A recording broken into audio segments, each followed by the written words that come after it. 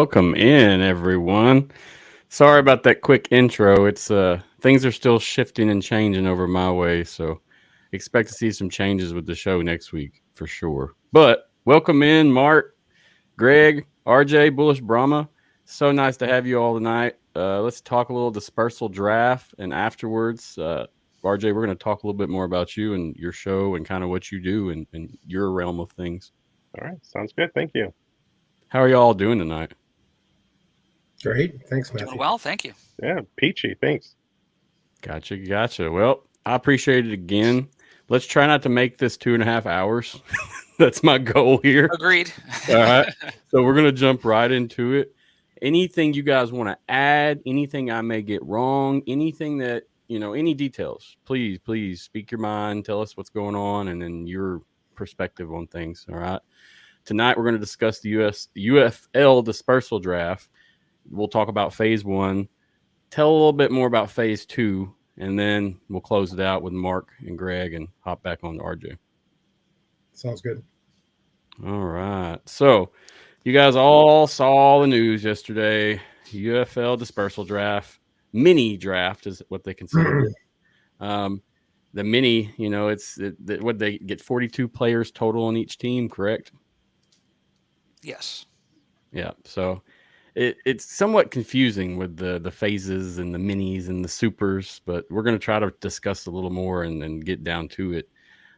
So they got 42 what they considered unprotected or protected players on this.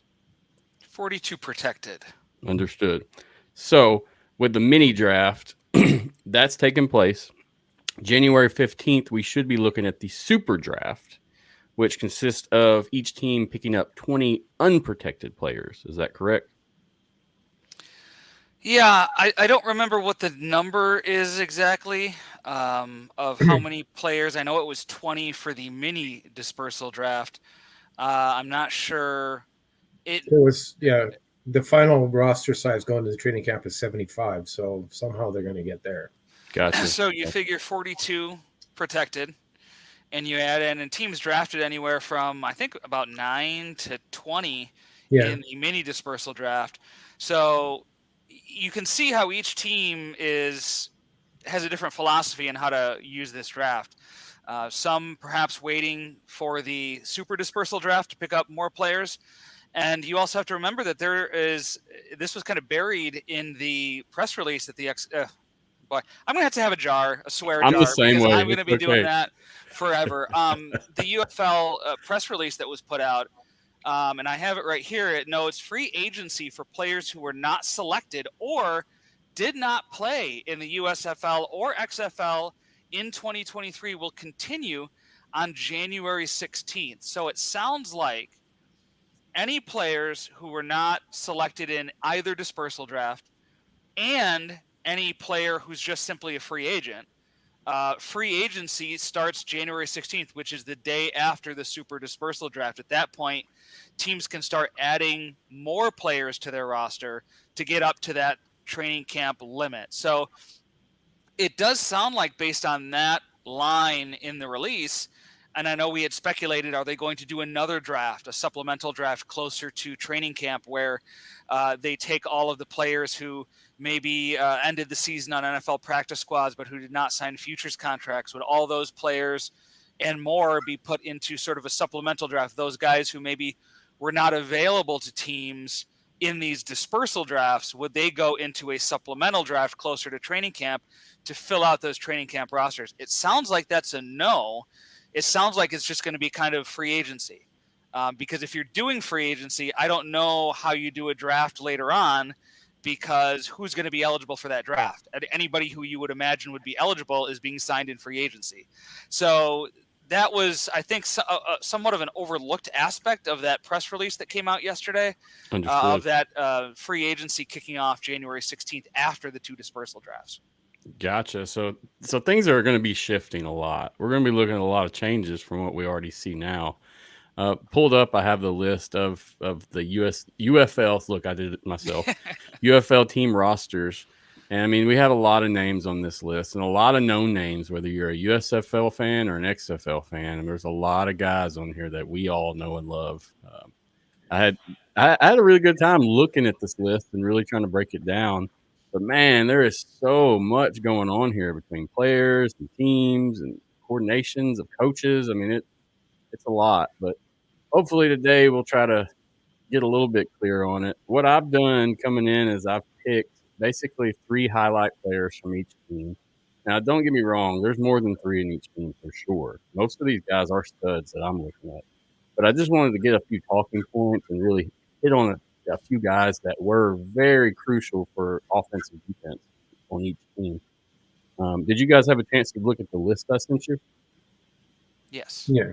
Cool. So I'm just basically going to bring that list up, talk about it some more. You guys can add to it as you feel needed. I mean, like I said, bring anything you want. If you got some more guys you want to talk about, anything I missed, please bring it up. And then, like right here, I have a little slide, and so we're just going to kick it off with the slides first, okay? So we know who that is, right? Jamar Smith. He's a former Stallions quarterback. He's still with the Stallions. He's a 2-time USFL champion. Lord have mercy. I'm going to have to think for that. He was injured early in the 2023 USFL season, so he didn't play much last year, but they still had a phenomenal season the Stallions way. He had 131 completions with 1,576 yards in the 2022 USFL season. So 1,576 yards on 131 completions in 2022. I mean, this kid's looking to be a stud. I'm excited about it. I'm looking forward to this team. They should be some heavy hitters, in my opinion. What do you guys think about it? I think that the new UFL is flush with good players. There's tons of them. No doubt. I think that's what you're going to see here. Is there's like, where do all these great players fit in? And this is a good example, isn't it? No, yep. And a big name amongst the USFL side of things. Very, very liked. He can definitely lead a team, in my opinion, as long as he's injury free. And Birmingham is very lucky because their quarterback last year, Alex Magoo, is now in the NFL. So they have a player with starting experience in Jamar Smith ready to step into that void. So, Birmingham is a team, 2-time USFL champions, head and shoulders seemingly above the rest of the teams in the last couple of years in the USFL. Now things get a little more interesting, right? Because now I think the gap closes a little bit with the combination of the XFL and the USFL.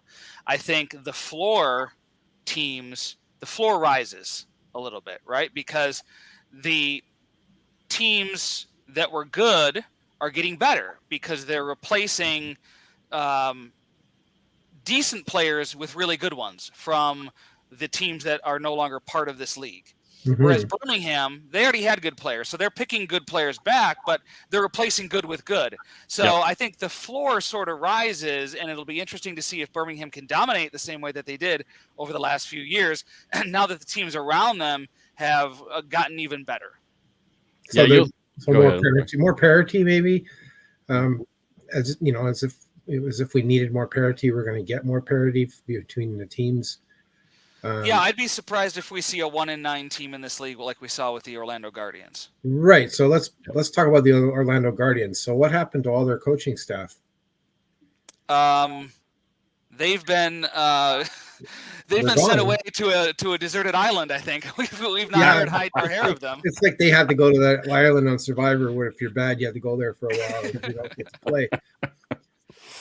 So I think that's another way the floor has been raised is, maybe just because that was a headline when the XFL 2023 started was how many first-time head coaches do we have in this league? And we talked about that and it was bantered around. The results of the 2023 XFL season showed that there was some, for not all the ways, but for the most part, that was some of those head coaches were an experiment that didn't work, with the exception of the St. Louis Battlehawks, right? Of course. Mm-hmm. Who's the head coach actually succeeded, did very well. And he was a first-year head coach, wasn't he? Yes. Yeah, okay. But the Orlando head coach, Terrell Buckley, I guess, I don't know where he'll show up somewhere, but I don't know where. I hope he shows up somewhere. If he doesn't, we need to put some missing posters. Yeah, that's not like, that's not exactly what I'm saying, but yeah, maybe, I don't know, maybe he's an assistant coach somewhere in the league. Yeah. I don't know. He's got a contract, or I don't know what his contract's like. I have no idea. Yep.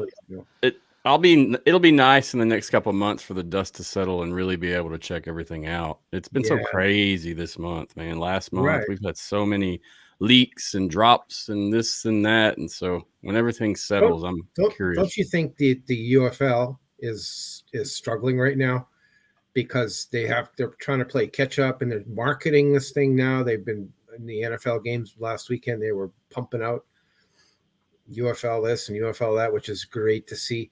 But they're only less than 3 months to go now, of course, 2.5 months, let's say. Wow. And then they're just finally putting their teams together now, and they're not even done. It's crazy. And then the other thing about what they're doing is you notice that they didn't say anything about the picks. They say we're not going to release the picks until Monday.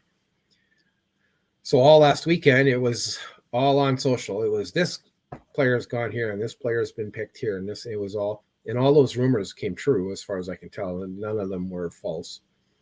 It was all real, and some of them. And then on Monday, the UFL goes, guess what? We did the draft. Here's all the players, and then there was this orgasm of social media. Boom, boom! Like, I guess they were working on that all weekend too. And of course, and then we heard about at least one player that said, I had never volunteered to be in this league. I told him no. And of course, yeah, but I mean, they had to call all these players. They probably tried calling. I won't even mention his name just for the posterity. I mean, I was going to bring it up as well, so it's okay. We've kind of flipped the script a little bit, and that's all right. But yeah, I mean, it was important. But they maybe couldn't get a hold of him. Maybe, you don't answer your phone on the weekend. Maybe, unknown number. Yeah, forget it. That tweet has since been deleted. You can't. It's not on there anymore. Yeah. And he's all for the teams now. If you look at his Twitter, he's all for. He's ready to roll. Somebody talked to him and said, "Hey, guy, you got to be positive if you want to work in this league or work in football." But anyways, it's just been I used the word. It was like a massive rush of announcements. It's like like, are they trying to catch up? Of course they are. It's crazy. Yeah, it kind of makes me wonder because, like for San Antonio, we had 18 Roughnecks players signed. And it kind of makes you wonder if all this was not planned in advance. Like, how can one team draft so many players from one single team without any type of, pre-planning? Like, was this already orchestrated way in advance, and then this is just the results of what was planned weeks ago? I think it's just the byproduct of the Houston coaching staff moving to San Antonio, and Wade. They had a very specific system, especially offensively, the run and shoot. And San Antonio's offense, I mean, you look at what San Antonio did last year. I mean, it was bruising running backs, it was huge tight ends, it was big wide receivers, and that's just not a run and shoot offense. So you have to completely revamp your offensive side of the ball to bring that system in. And we heard reports that AJ Smith, the Houston offensive coordinator, was coming with Wade Phillips to San Antonio, although the rest of the coaching staffs have not been released yet. So it really was needed. And I mean, San Antonio wasn't the only team to draft players from Houston. We saw DC pick up two of Houston's best defenders in Tim Ward and Trent Harris. So certainly, the Houston Roughnecks 2023 team was available for everybody, and everybody took a piece of them. But it made sense that San Antonio took more of the piece because their coaching staff came over, and certainly the offensive system that they run required certain players, of which San Antonio did not have. I think I looked through San Antonio's 42 protections, and I think they only kept 18 or 19 players who actually played for the Brahmas last year. The rest were letter of intent signings, rookie draft picks who were taken, and things like that. So they did not keep many actual Brahmas players who played in the league last year, even among the 42 that were protected. Right. Correct. Wow. Yeah, it's pretty wild. You know, it's to be honest with you, when I saw Max Borgi go over to the Battlehawks, that was kind of writing on the wall that most of that Houston team would be gone. Well, I do wonder if there are regrets now, because we saw that Houston released a bunch of players, including Max Borgi, and thinking that, look, we're not going to be in the league next year. The coaching staff's not going to have a place. Let's just release these players before they get an opportunity to get drafted. And now, oops, the coaching staff is going over to San Antonio, and I bet AJ Smith would love to have had Max Borgi and had the opportunity to draft him, but instead he was claimed by St. Louis. So there might be some seller's remorse on that one for some of the Houston / San Antonio coaching staff. You know, something untoward happened there when they released all those players. They didn't. There should have been a freeze on the roster. They should not have been allowed to. Because, and I was told by a relative of one of the players that was released that they were told that if they got released now, there would be a chance they could be picked up by another XFL team prior to, because they had no hopes of at that point of the Roughnecks itself continuing, not knowing about what the change that was going to occur. So those players all got released. I think there was about 10 or 11.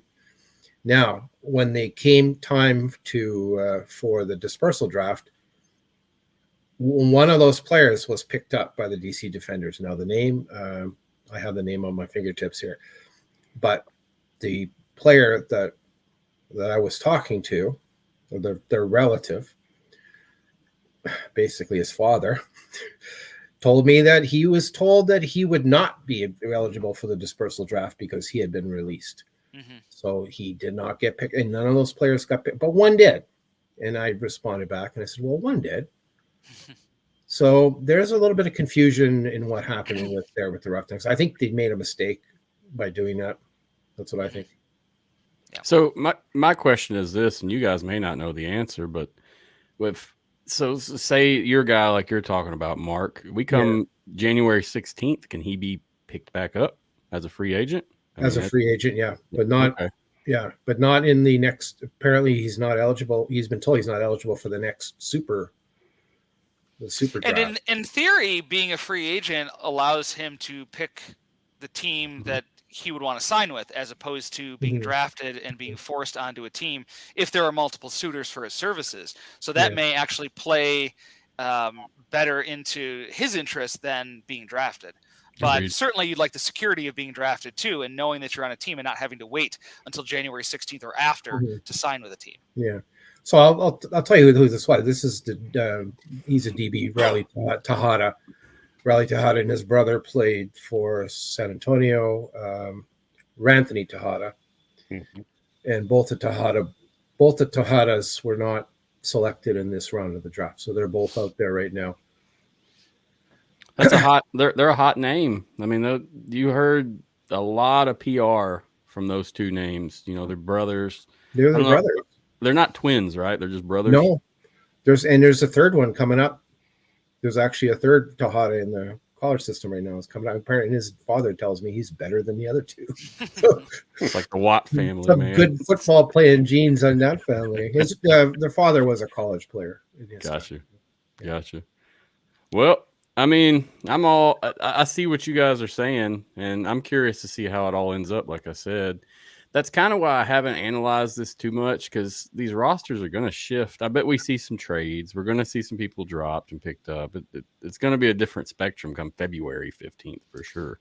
And that's the big point too. The 42 players protected, even the players drafted in the mini dispersal draft that we just had, there's no guarantee that those players are going to go to camp with those teams, because once January 16th hits and free agency hits, if there's a lot of interest from those fringe NFL players, the players who were not eligible for the dispersal draft and had not played in either the USFL or XFL in 2023, if there's a lot of interest from former practice squad players who are looking for work, teams are going to want to sign them, and they need space on their roster. So they may end up having to drop some of these guys. So you're right. These rosters are going to be fluid. Some of these players are going to be dropped before training camp.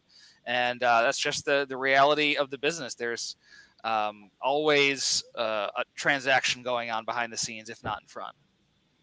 All right, I'm going to jump back into this list now so we don't sit on here for 3 hours.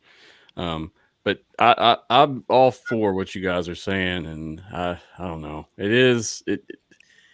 Like we knew this was going to be positive and negative, and it just depends on what side of the fence you sit on right now. If you're liking what's going on, because you talk to a Seattle Sea Dragons fan, I guarantee you they don't like what's going on. They got a lot to say about it. So let's hop back on the list. We were talking about the Birmingham Stallions.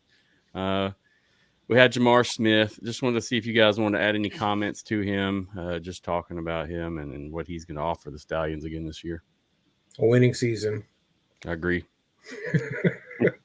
That's, in my opinion, that's one of the top ranked teams right now. We don't have power rankings available, but if I was to look at this list from what they've drafted and who's returned, they're looking pretty powerful next year. Yeah. Brahmas and Stallions in the championship game. Hey, anything can happen. I mean, ask the Arlington team, right? Anything can happen. So. Yeah, that's correct. So next up, I highlighted Victor Bolden Jr. He's also a Stallion. He's the only person that's a USFL champion as well as an XFL champion. In 2 years, he's had 45 receptions for 855 yards. So that's going to be a hot name to watch there. I bet you there's going to be a lot going on offensively. Gary Jennings was the next one I had. Gary Jennings Jr., former STL Battlehawk. Last year, he had 11 receptions for 149 yards and 3 touchdowns. So, I mean, he wasn't number one for the Battlehawks receiving core, but he was definitely a crucial piece to that team last year. Yeah, he was one of those guys who signed to an NFL team this summer in training camp. So in order to do that, had to be released from his XFL contract and ended up signing with the Stallions and the USFL. But I mean, you look at the Battlehawks receiver core, they were able to bring Hakeem Butler back, their top receiver last year. They were able to bring back Jamarcus Bradley, who was a top draft pick of theirs last November. He never actually played for the Battlehawks because he ended up in the NFL. So St. Louis retained his rights, and now he is one of the players who was protected. So it's a good wide receiver core. They got Blake Jackson from Seattle. They got Ja'Cour Pearson, of course, probably me bearing the leap there, getting Ja'Cour Pearson from Seattle. So yeah, Gary Jennings was sort of a role player with St. Louis, part of a really deep receiving core. They had Stephen Mitchell, they had George Campbell there. But I think St. Louis is going to be okay without him, but I do think he'll add some value to the Stallions. For sure. Agreed. Is there any other names you guys want to note for the Stallions before we move on to the Houston Roughnecks? All righty. Let's talk about the Roughnecks. The first name I had, of course, on the list is Reuben Foster. Just absolute stud. We all know this name, I'm sure. Last year, he played 8 games. He had 29 tackles. He's just an experienced veteran. I feel like he's going to be crucial for this Roughnecks defense, especially with some of the people that have been taken from that team and basically ended up at the Brahmas on the D-line. Yeah, he's one of those guys who's one of the more experienced NFL players to come to the UFL. And, I think they look at him as kind of a leader on the field from that linebacker spot. So, yeah, he's going to provide a lot of value to Houston. Agreed. Another name I had on the list was Isaiah Henney. He's a former Pittsburgh Mauler receiver. Last year, he had 46 receptions for 474 yards. So definitely going to be watching for him this year, no doubt. Chris Odom is who I highlighted next, D-tackle. He's a former Houston Gambler as well. He's got 41 total tackles and 12.5 sacks in the 2023 season. I believe he won an award too, but I can't remember correctly. I don't want to say Defensive Player of the Year 2022, I believe. That's what I thought. I just didn't want to speak my mind without knowing for sure. Yeah, he's interesting because he parlayed that into an NFL shot, and then he was actually, his rights were claimed by the Orlando Guardians this past summer. And so there was a decision he had to make about moving on to the XFL or coming back to the USFL, which was a decision that was sort of made for him with the Guardians going away. So, obviously he's got strong credentials too as a pass rusher, as a force on that defense. So, they've got guys at every level on that Houston defense that I think are going to affect the pass game in terms of Odom and then affect the run game in terms of Foster. So really good base of a defense there for the Roughnecks. Agreed. Now, we saw a lot of these gambler players just roll onto the Roughnecks. Is that correct? Mm-hmm. Mm-hmm. Yeah, it was the exact number, but it was a lot. It was, I mean, it was their roster. So gotcha. The gamblers, the Roughnecks were protecting gamblers players. So the 42 protections were of the Houston Gamblers players. And then you saw, looks like a lot of players from, well, see, this is interesting because usually you could look at a team and they've taken players from a specific team, but it looks like Houston drafted players from a wide range of teams. So interesting. Gotcha. I just knew the few key names there, so that's kind of what stuck out in my head. And like I was telling you before we started the show, I mean, I've been an XFL guy, so it's weird coming into this and researching some of these names, and I'm not familiar with it all. Yeah. I can go in this list and find 20 XFL men, but it's the other guys I really have to research. So hoping to catch up and learning about some of these good players as we go. Yeah, there's some catching up to do. Next up, we got the Memphis Showboats. The number one pick, in my opinion, Case Cookus, former Philadelphia Star, just an absolute stud in the USFL. He had 218 completions last year for a total 2,295 yards with 15 touchdowns. So this team is looking good from their picks. I mean, that's my opinion. Really, really favoring them. And to be honest with you, I kind of want to cover them this year, just in general. So we'll see what happens. Yeah, Memphis is interesting because they've got 4 quarterbacks on their roster now. Although I think Cookus is pretty clearly the starter. They've got Ryan Willis, who didn't make the Battlehawks last year. They've got Guy Myers, and they've got Cole Kelly as well. So I think Cookus is, based on his play in the USFL in previous seasons, probably walks in day one as the starter in Memphis. So, a guy like Cookus sort of raises the quality of the offense overall. So I think that's going to be a real boon for them to have him come in. Agreed. Next up on the list, I had Jonathan Adams. I graduated from A-State. He's an A-State graduate as well, so I'm familiar with him. He played for the New Orleans Breakers last year. 41 receptions for 511 yards in that 2023 USFL season. He's a good man to throw a ball to for sure. So looking for him this year.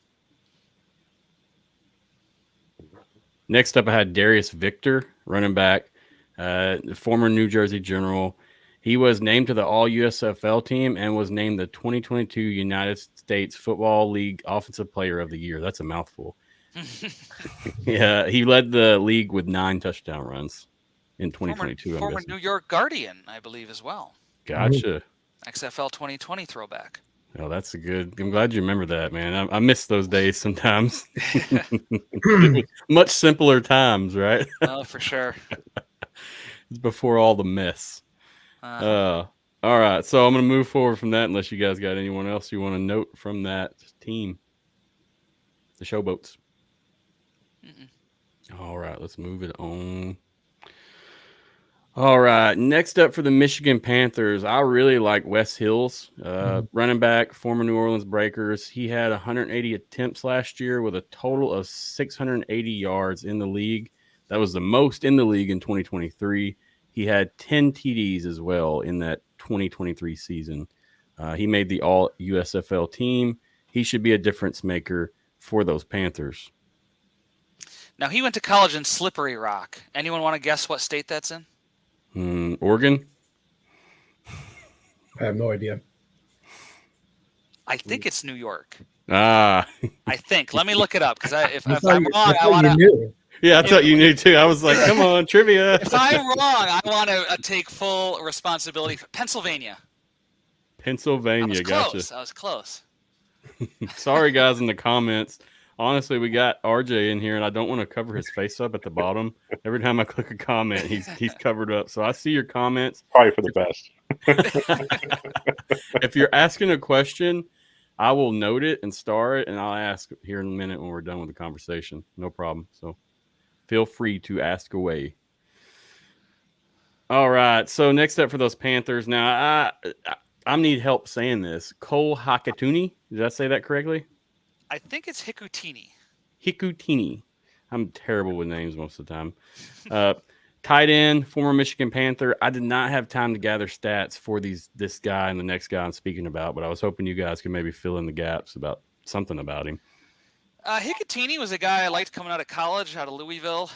He was an undrafted free agent in the NFL, so I remember that name. I don't know what he did in the USFL last year, but I do remember that name as a guy who I thought was a little underrated coming out of college. So, he fits in a league like the UFL then. Yeah, no doubt. The next one I had was Breland Speaks. He's a DN. These guys are both Michigan Panthers as well, Cole and Breland. Don't have much stats on Breland as well, but I know he is a stud.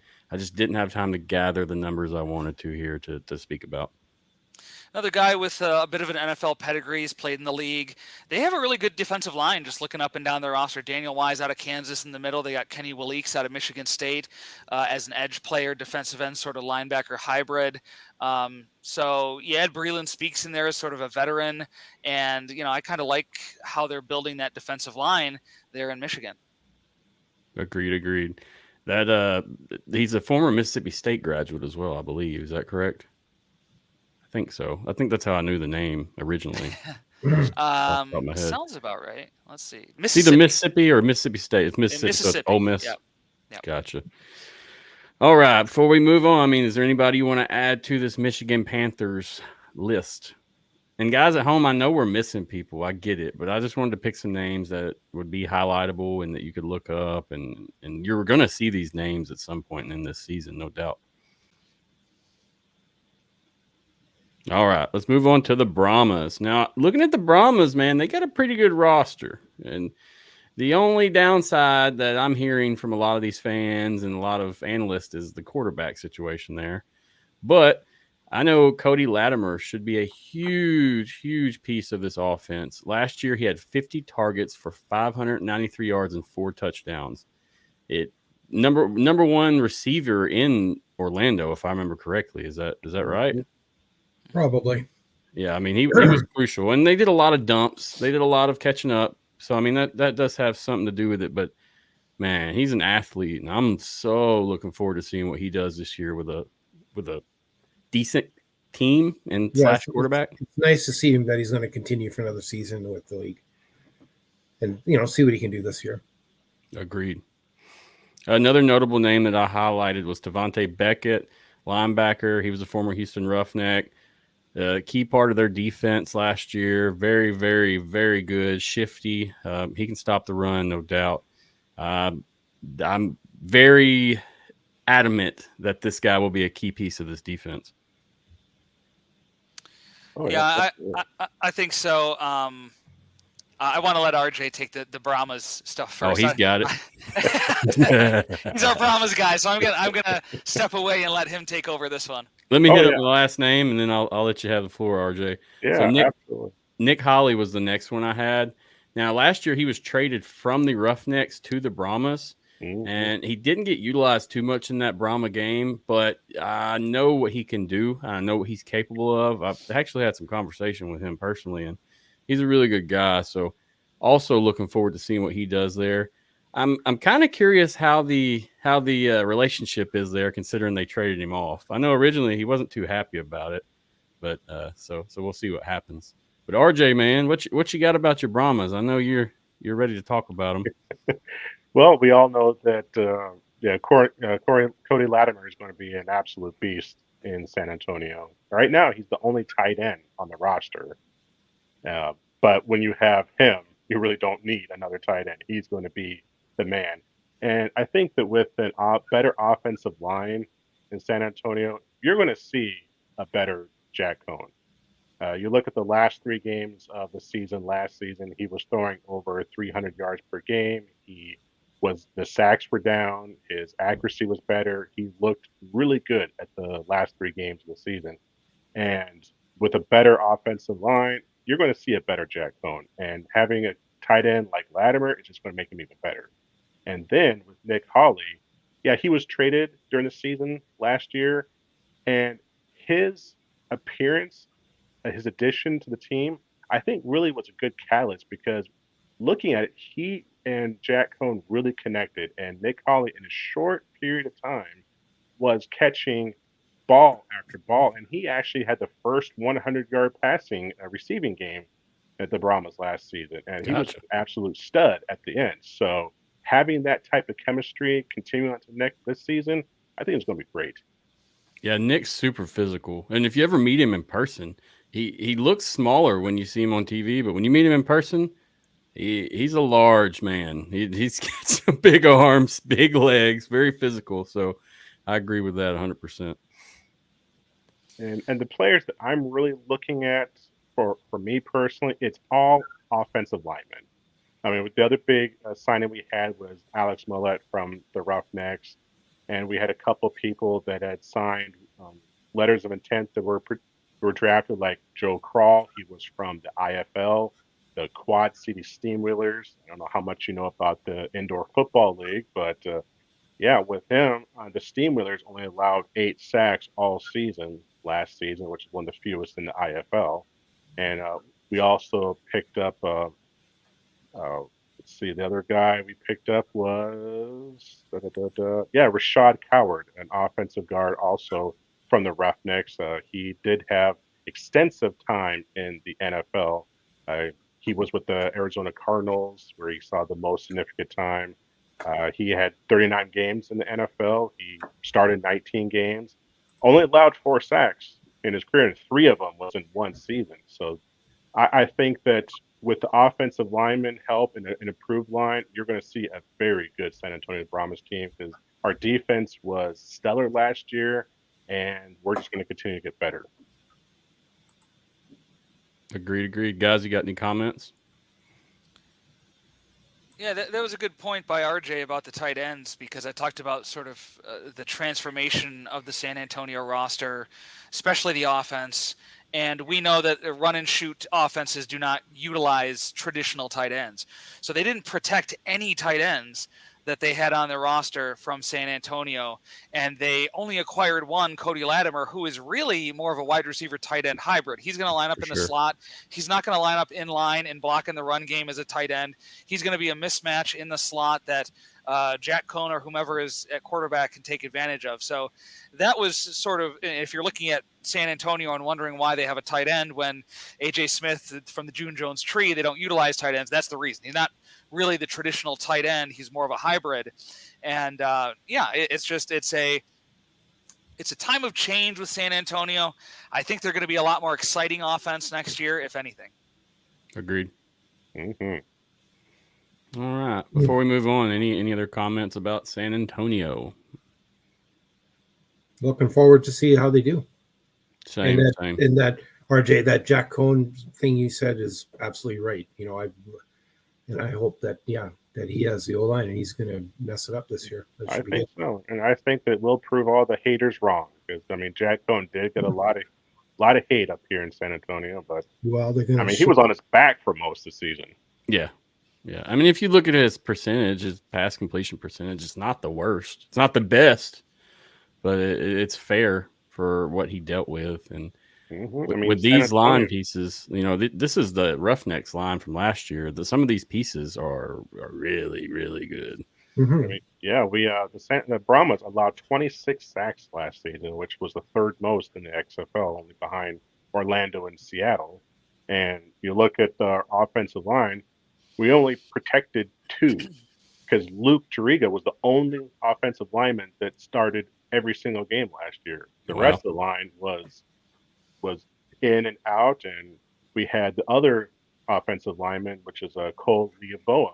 He also played 10 games, but he only started 8, and so he's the only other one that was protected. The rest of the offensive linemen, You look at it, it was 1 game, 3 games, 2 games, 1 game, 3 games, 5 games. I mean, with that inconsistency, it's like no wonder our quarterbacks were running for their life. And then Kurt Benkirk was knocked out for the season, and then you had Reece Sinnett was also injured for the season, and Jack Cohn was injured and he missed time. And it's like, well, with that inconsistency on the offensive line, it's like no wonder our quarterback play was terrible. Yeah, speaking of Kurt, he was also picked up in this draft. Yeah, I thought that was interesting. He supposedly retired. At least he said in a tweet that he retired to pursue some other adventure. So, I mean, unless he changed his mind. Well, it's my understanding that the only players that were made available to be selected were players that had signed letters of intent for 2024. So I would assume then that Benkert signed a letter of intent for 2024 if he was protected. Exactly. So I'm not really sure what's going on there. I guess we'll find out when camp opens. Yeah, he didn't have any comments on Twitter about that, did he? I mean, I looked, but I didn't see anything personally. I haven't seen. I think there's a lot of people just making sure their nests are feathered here. In other words, they're packing it full with whatever they can at this point, knowing it's going to change. Yep. I know. I saw like the power polls, and I'm like, "Are you kidding me?" Then this was prior to even Monday's news. Oh, it was like Friday. Amateurs, they just don't know what goes on in these leagues. We've seen it all. Everything's going to change. Everything's going to change. ILOL'd for real in real life. All right, let's move on to the Battle Hawks. Now they've got a lot of weapons, guys. They're looking like studs. Yeah, where'd that picture come from? Well, it came from the XFL, but that's the player. He's quite the mystery. I think Greg knows way more about this. Why the NFL never picked him up? I mean, he was the top dog, but he had lots of tryouts, so didn't he, Greg? Yeah, I think he had more tryouts than any XFL player did, and for whatever reason, that never resulted in a contract. I wrote a column about, one of the things that leagues like the XFL and now the UFL like to tout is the opportunity they provide players, but sometimes the opportunity for even really good players doesn't come from the NFL. And so, I think working against him for a big reason is his size. He's diminutive, and there are exceptions to the rule that we've seen in the NFL be successful, but usually those are players drafted that teams do a lot of heavy research into. It's not someone who walks in off the street and they're going to sign to a contract. So that's unfortunate, but a league like the UFL coming along gives an opportunity for a player like Pearson to make a living playing football, even if it's not in the NFL. Yeah, big name, the best receiver in the XFL last year, no doubt, Ja'Cour Pearson. He played 9 games. I guess he was hurt 1 game. He was targeted 84 times with 60 receptions and a total of 670 yards, and that's in the regular season as well. They didn't make it postseason, did they? I can't even remember. I have to look it up. But he had 4 total TDs for the year with that Seattle. They did make it to the postseason. That was the game where they threw all but like 1 play, didn't they? They ran the ball like twice. Yep. That's right. You're right. 100% correct. That's where everybody was questioning what the hell was going on. Yeah. Next up, I had PETA, the former XFL Defensive Player of the Year, played for the Vegas Vipers, linebacker, should look good. And Greg, I know you know how to say his name. Say it correctly for me, please. Taumoapenu. Taumoapenu. Is that correct? No T at the end. Taumoapenu. Taumoapenu. I'll get railed by this online, but that's okay. I'd rather make it public that I don't know before I say it wrong. I remember last year, Teamu, I was saying his name, Tamamu, and I got railed online for that. So, guys, please excuse me. I do the best I can, I promise. Next up, I had Nico Bolden, defensive back at Kent State last year, 2 years ago, I believe. Bolden made 188 tackles in his time there, and I believe he only played 1 year at Kent State. He transferred from, I can't remember. But yeah, so he had 188 tackles in that year, 2 interceptions. He broke up 3 passes, forced 2 fumbles, and recovered 1 fumble as well. He was initially signed to the Carolina Panthers as an undrafted free agent, but he was waived because of an injury, and he missed the 2023 season because of that. You guys got any other names you want to bring up from this Battlehawks? Now, I got one more, and that's Max. Max Borghi. Yeah. Stud. If you don't know his name by now, you should definitely look him up, guys at home. He's going to be a key piece of this Battlehawks offense, no doubt. This team in general, just looking at their roster as well, I'm putting them at top 2 just right now from looking at this roster. They've got some big names. It's hard not to consider that they're going to be there. Yeah, the Battlehawks to me are a team that won the offseason, for whatever that's worth. We hear a lot in the NFL about teams who win the offseason. Usually that doesn't always translate onto the field, but St. Louis was a team that going into 2023 was a team at the top of a lot of odds makers' lists about winning the XFL championship. They finished 7-3.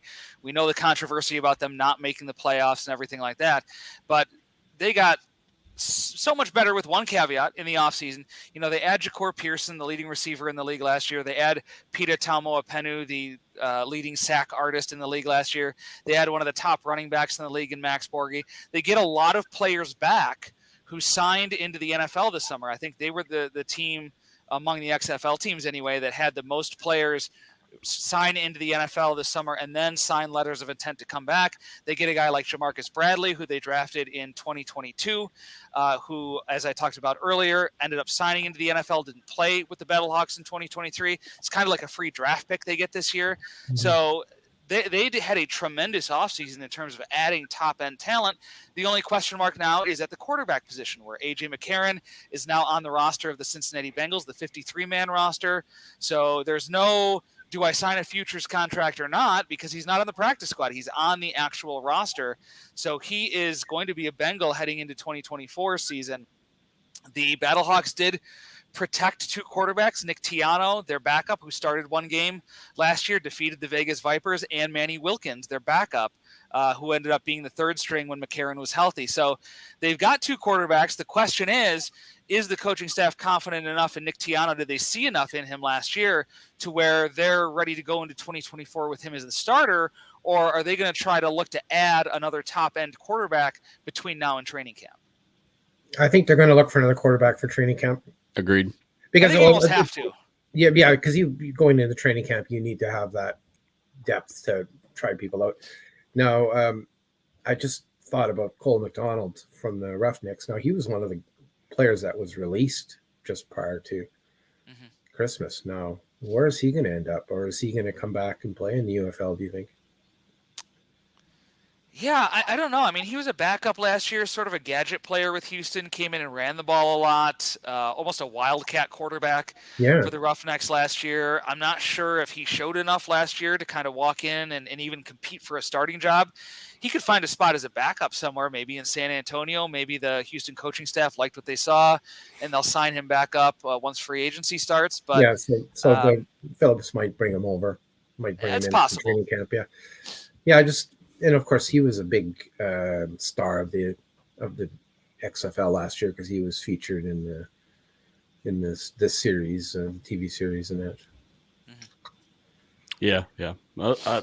A lot of these names are well known, and I'll tell you one thing: if there's one franchise in this league that loves their players and team, it's definitely St. Louis. So they're going to rally behind whoever is there. So that's the other player is the fans there are going to, they're going to come out and pack that dome again because they're crazy for the Battle Hacks, and they'll all be going caca, which is awesome. And it's going to happen. And I think the other thing was the head coach back is he's a player's coach, so the players want to play for him. Agreed. It's a big deal. All right, we ready to move on to our next team? Yep. Okay, next up, let's talk about the DC Defenders. We have Abram Smith returning. I would say he was the best RB in XFL 2023. You can debate that a little bit, but not too much. He had 157 attempts last year for 788 yards with 7 touchdowns. Stud. Cool. Well, the Defenders are happy to get him back. I mean, the Defenders fans start squeezing your lemons because you got, and plus they have Trent Harris now too to shore up their defense. So it's like, bring it. Agreed. Yeah, that's another name I was going to bring up, Trent Harris, one of my favorites from last year. Just absolutely demolished there the first half of the season. He kind of slowed down that second half, but man, he had a lot of sacks there that first half. Next up, I had. Oh, go ahead, Greg. Him and Tim Ward. I mean, DC got both of them. They were the sort of two-headed monster on Houston's defense, and so they feasted a little bit on Orlando, who was overmatched in terms of the offensive line against Houston, and Harris and Ward were able to rack up a lot of sacks against them. But I mean, to be able to add these to a Greg Williams defense it's going to put fear into some offensive coordinators next year. Yep, agreed. Oh, another name. Like I said, Santos Ramirez. He was a defensive back, former DC Defender as well. Mm-hmm. He's really a key part of that defense. So this defense in DC is gonna be good. They're gonna be good, and I'm looking forward to seeing them play. The big question in DC right now is who's going to be quarterback. Mm-hmm. That's the question for a lot of teams, right? And it's the most important position. So it makes sense that we ask that question. Jordan Ta'amu is sort of MIA. He signed with the Minnesota Vikings, so he had to be released from his XFL contract, had not signed a letter of intent to come back, so he was not eligible to be protected. One assumes that his rights would still be owned by the DC Defenders should he choose to return. But that's really up in the air right now. And we don't know if the Defenders front office has been in contact with Ta'amu. We don't know if they know what his plans are or not.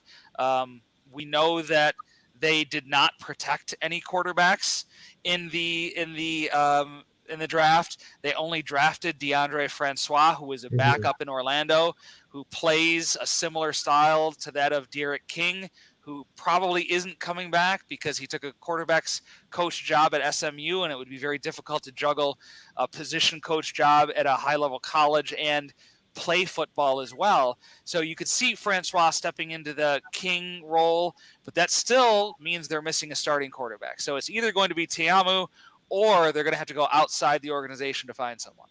Well, let's talk about that for a minute. I bet Derek King wants to come back, but the timing he's probably trying everything to work out the timing. I bet you that's my thought on him. And DeAndre Francois. But is he even a starter if he comes back? Well, right. Is he a guy who you can walk in and hand the starting job to? He was a guy who was brought in. They had a package of plays for him last year, but he was a guy who was not really the starter, and you weren't really sure watching him if he could really handle a full season's load at quarterback.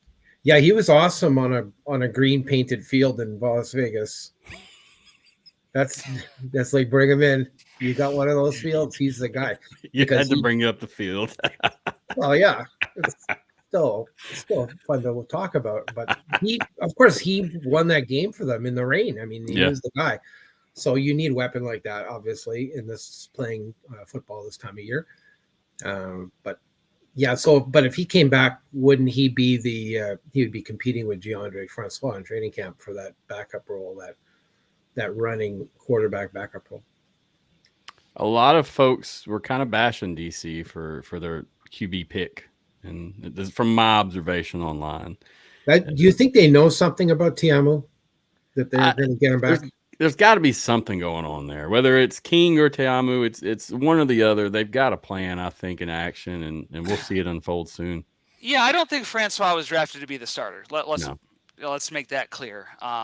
He was probably drafted to fill the King role, and they'll be looking for a quarterback. Yeah, I think maybe Greg's got it right there. That's it. Yeah, agreed.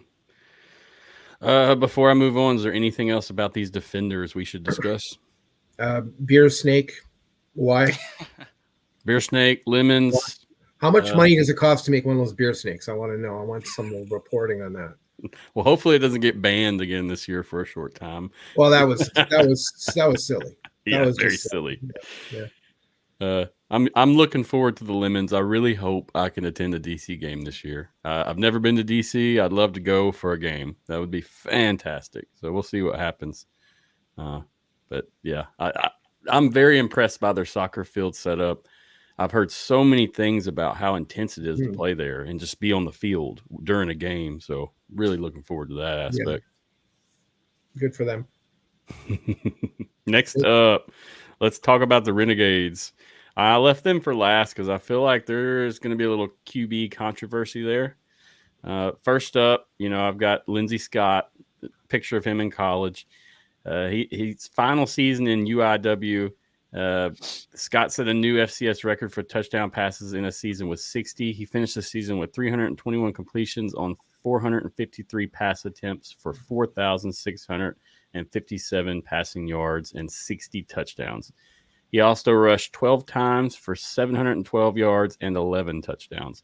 Scott won the Walter Payton Award at the end of the season. Go ahead.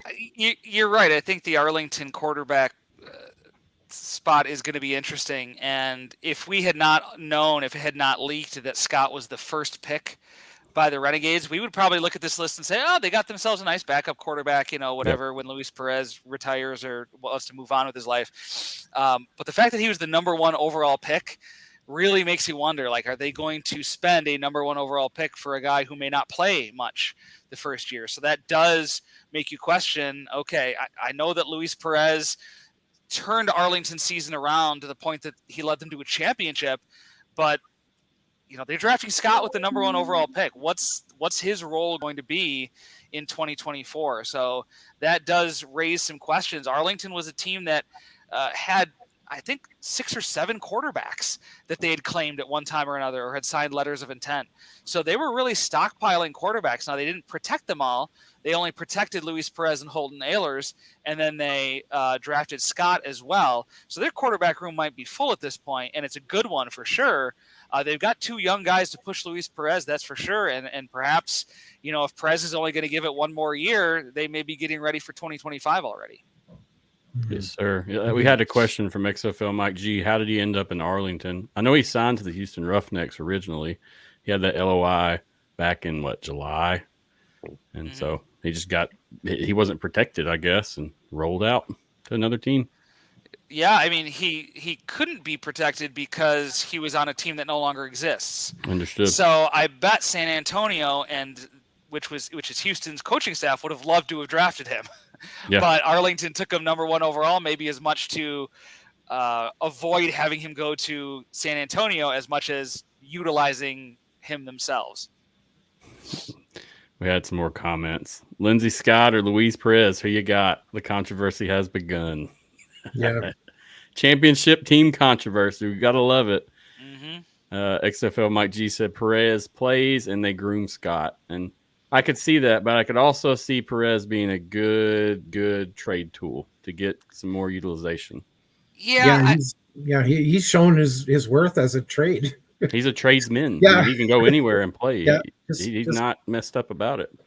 Yeah, that's his thing for his career in these alternative leagues. I just look at Lindsey Scott coming out of Incarnate Word, which I believe is an FCS program. He's going to need some time to develop. As good as he was at that level, I don't know that he's ready to come in and be a starter day one at a league of this level and of this competition that we're going to see this year. So I could totally see that exact scenario playing out. Perez starts, they groom Scott for a future role. Agreed.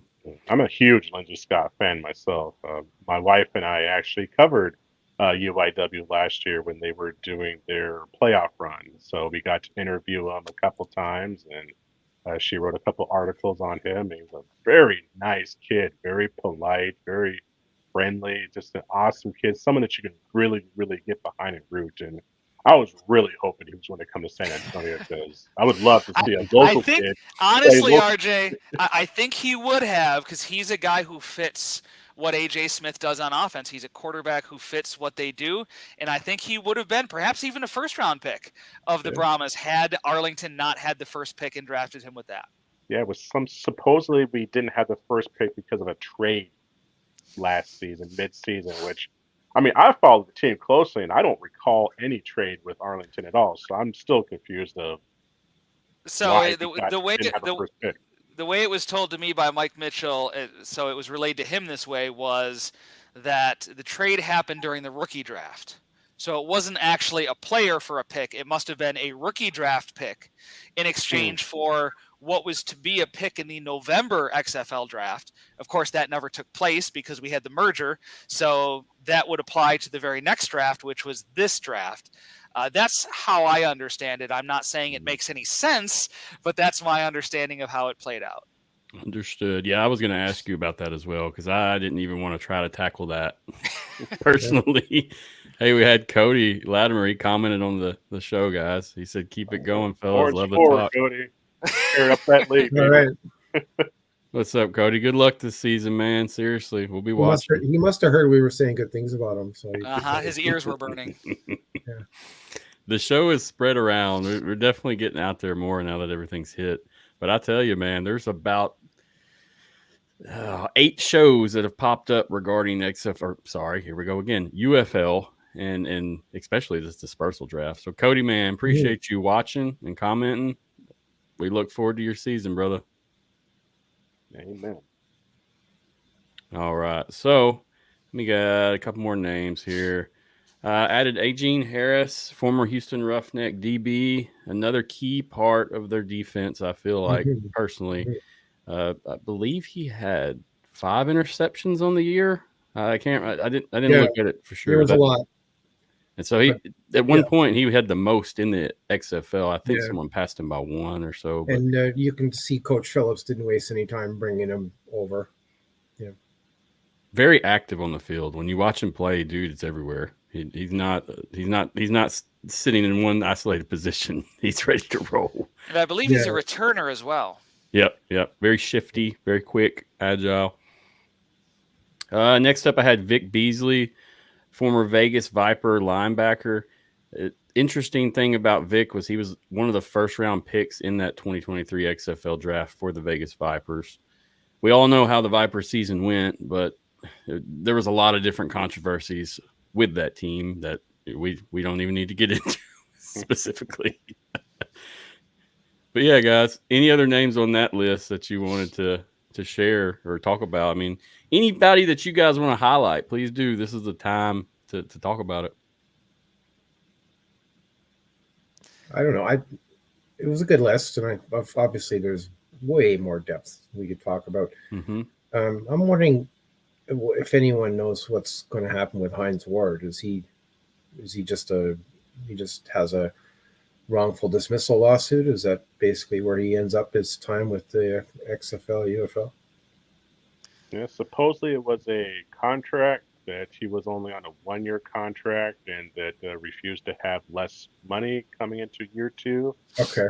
There's also some rumors out there, which of course these are just rumors, nothing verified, but it was supposedly something to do with Fox and the merger, that they really wanted Wade Phillips to remain in the league. And so since Houston Roughnecks were no longer going to be there, he was moving to San Antonio, and so they moved Hines Ward out. So it was you got bumped. So when I said there was a lawsuit, I was actually incorrect. There's no lawsuit. I get that the USFL needed to keep a team to make it 4-4, especially because they're doing the USFL and the XFL divisions.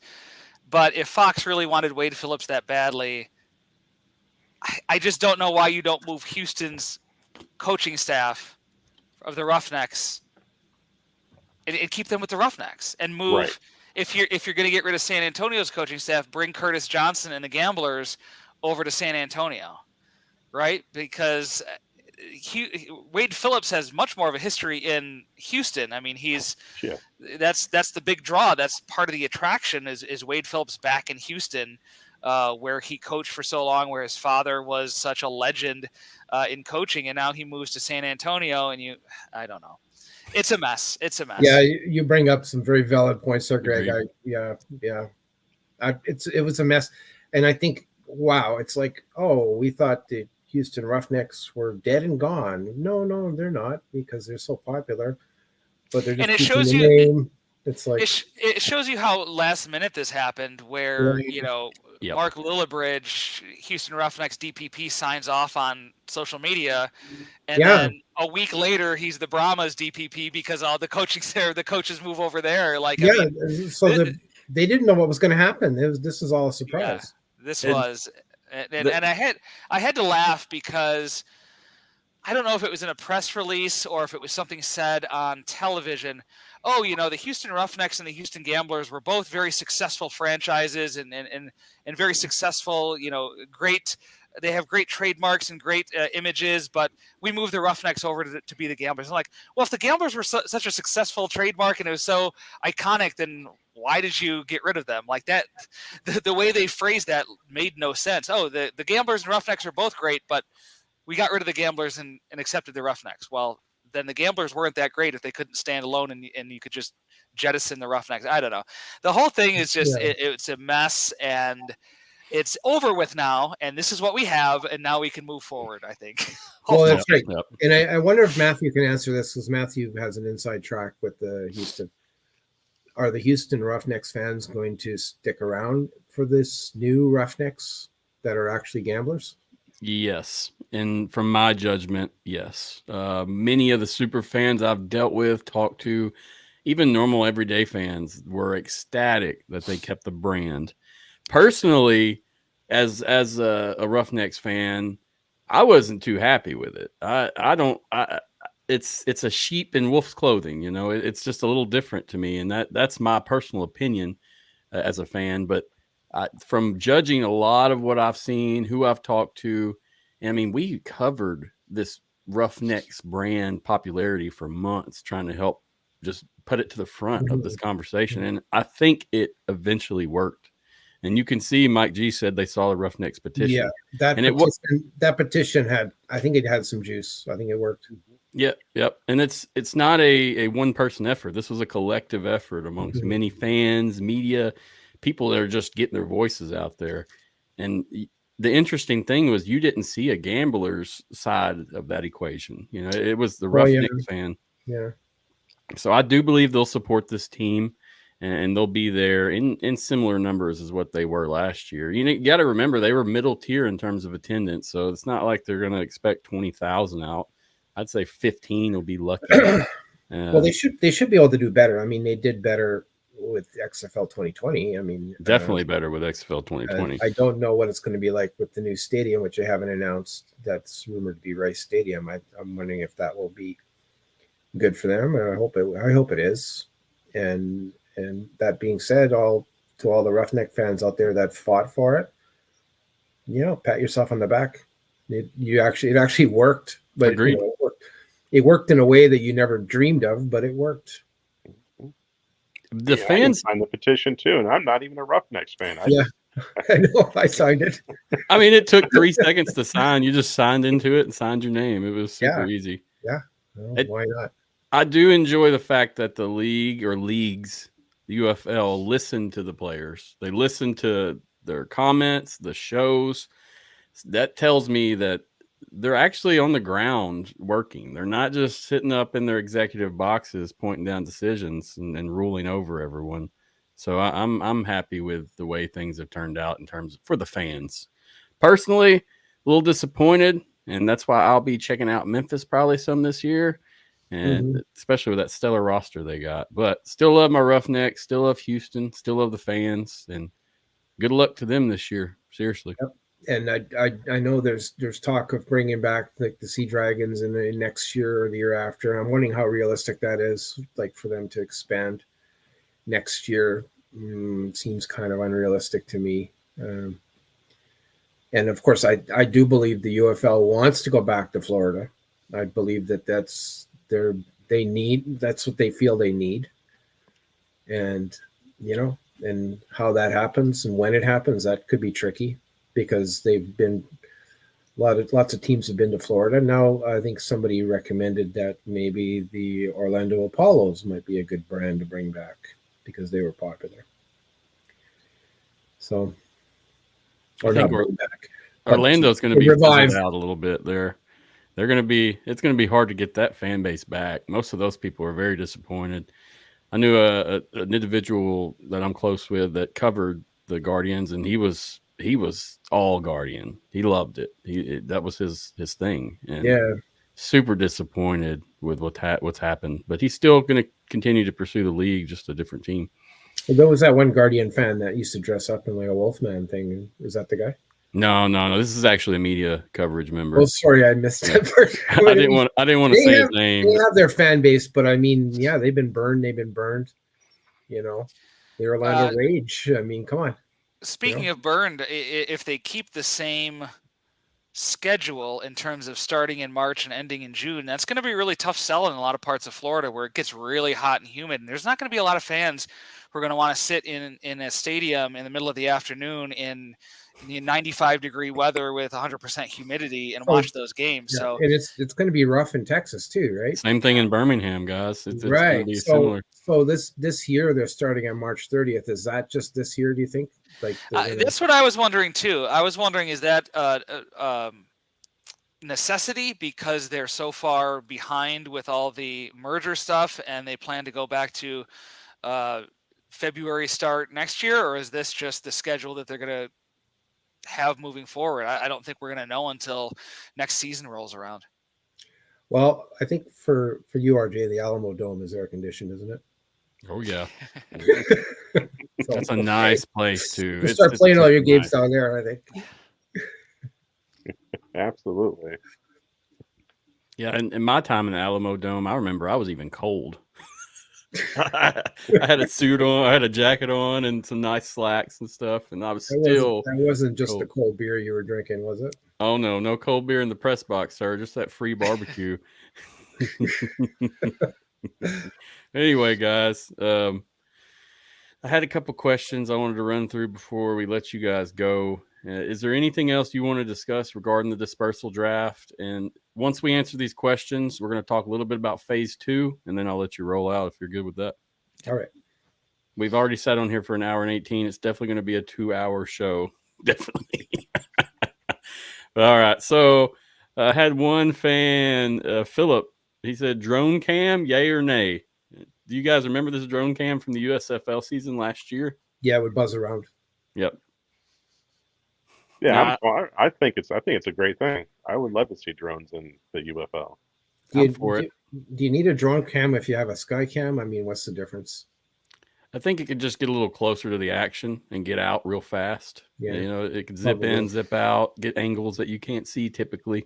I think any way that you can present the game differently from the NFL, that's a selling point. And I'm reading a lot of reports that it looks like the XFL kickoff is not going to come to the UFL, which I don't really understand, because that's another one of those things, whether it's a broadcast innovation or it's an on-field innovation, you need to draw in fans who wouldn't normally check out this football. And how do you do that? You do that by being different. You do that by offering different rules, different broadcast innovations that the NFL is not doing, because there's a finite number of people who are willing to watch football that looks the same as the NFL, but with inferior players. I mean, that's just, it's the story of spring football. There's just not enough people to check that out. So you've got to give a little sizzle to that steak. And so I'm all for anything that makes the broadcast look different, any innovations that the NFL is not doing, whether it's on-field rules or whether it's from a technology point of view. We've saw how spring football has changed some of the NFL's, camera angles, rules, different things that they have taken from XFL 2000 to XFL 2020. I mean, there are different things that we can look at now that I would say came from them, as well as the AAF. I believe the AAF had some great camera angles, if I remember correctly. You really saw that kind of being utilized in the NFL next year, the different angles. So I agree with you. Whatever they can do to get more interest, to be different, to have an identity of their own, be innovative and do something productive. With those rule changes, we'll probably need another petition. Greg. Maybe another way to go is we'll start a thread in UFL board and we'll start talking about what we want. Maybe someone will read it. XFL fans for it. USFL fans are not for it. That's going to be something similar. Why? To that. Come on. Reading a lot of comments and opinions, they just did not like it. A lot of those fans in the USFL but it's funny did not because enjoy it. if you were to read comments by people who would not ordinarily pay attention to a league like the XFL, the one thing people said was, hey, that kickoff rule is kind of cool. Like, it's something that even the NFL was considering. So it was successful in increasing returns. It was successful in preventing injuries on the most dangerous play in football. Now, maybe the USFL has stats that their kickoff was, I think I saw where they 80 to 90% kickoff return rate. So that's really good, far above the NFL's. And, if they were able to present data that showed that injuries were down as well from that, then okay. But, something that is critically acclaimed as the XFL kickoff by people who wouldn't normally even pay attention to the league, I think that's something you want to keep. Yeah. I just sell it. Tell them that this is created by Sam Schwartzstein on a restaurant table using Splenda packs and sugar packs. That's how it was developed, or I don't know if that was how it was developed, but that's one of the stories, and that's true. Of course, they tested it in the spring league and college. Yeah, I mean, it's got to sell it. Mm-hmm. That's what I think. Agreed. Is there going to be an us and them? An XFL versus USFL. Sorry, but the feud is not over, Mark. Well, how will it end? Will it end at the championship game? I guess so. And then once it's over, we'll all shake hands and we'll all say, okay, now we're in this together. No, we'll do it again next year. Yeah, that's more likely. Let's move on to the next question. Jay asked, hey, guys, do you see DeAndre Johnson of the Generals going anywhere? He could fit in Michigan at QB. Yeah, I think he's a guy who, and I was talking to Mike Mitchell about this, that could be in that Jordan Teamu role in DC with their offense. He might be a fit there. So, yeah, I think he's a guy to watch out for in this second draft coming up. Understood. Just wanted to ask that. All right, let's talk a little bit about phase 2 now. I know we talked about it there at the beginning of the show, but so phase 2 is going to be January 15th, 2024. I'm guessing from that we probably won't see the results until January 16th. What do you guys think about that? Yeah, the same as before. So we're going to have a lot of changes that week. We're going to have a lot of things shifting. I'm sure we'll have many press releases to look at and develop in that time. Yeah, and the UFL will definitely have to start up their transactional wire pretty soon because right now they're not. I guess there's no need for it, but that's coming. So they need to build that. Their website, you can see how it's building the new website. They're just adding pieces to it. Yes, sir. Agreed. And well, all I know is I have the 15th and 16th off, so I'm going to be holed up in my office here, click-clacking away on my computer with my analyzation of these picks and free agency moves, if there are any on the 16th. Yeah, that's all appreciated, Greg. You do such great work analyzing things and putting your take on things. Yeah, keep it up. It's awesome. Thank you. Yep. You'll be grabbed up by Sports Illustrated soon too, my friend. Well, those two guys that are Mike Mitchell and Anthony Miller. Well, they started with the XFL board, both of them. Mike Mitchell, when he was literally a 20 something year old. I don't know how old he is now, actually. But he was 20 something.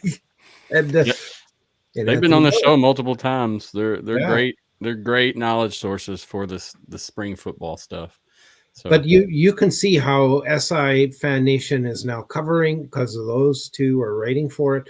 There's now a lot of SI coverage. Now it's SI Fan Nation.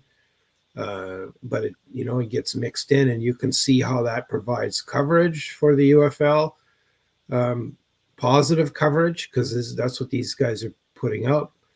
And what it shows is there's a lot of media coverage for the UFL.